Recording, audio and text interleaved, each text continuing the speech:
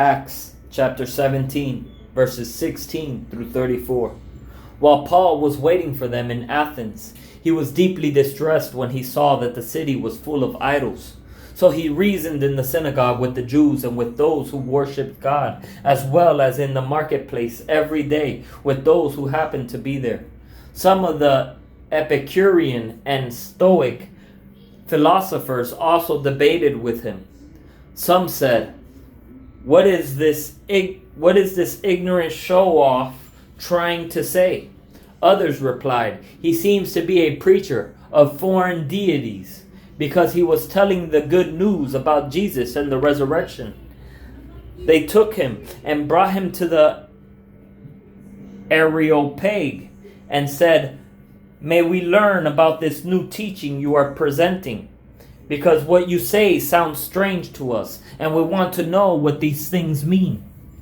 Now, all the Athenians and the foreigners residing there spent their time on nothing else but telling or hearing something new.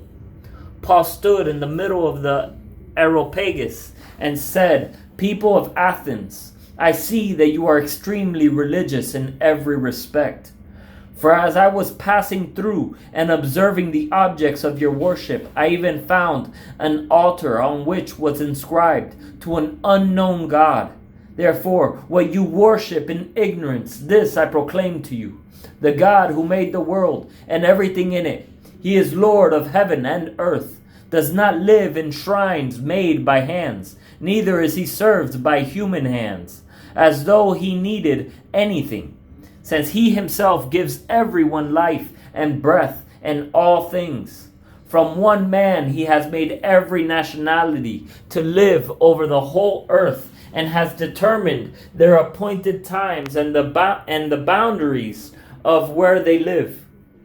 He did this so that they might seek God, and perhaps they might reach out and find Him, though He is not far from each one of us.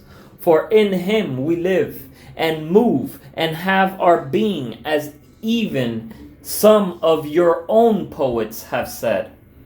For we are also His offspring.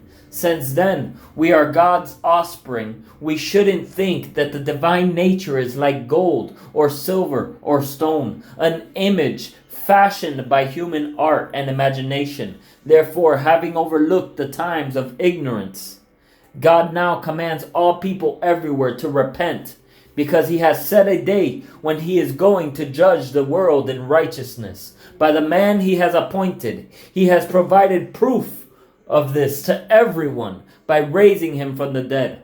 When they heard about the resurrection of the dead, some began to ridicule Him, but others said, We'd like to hear from you again about this.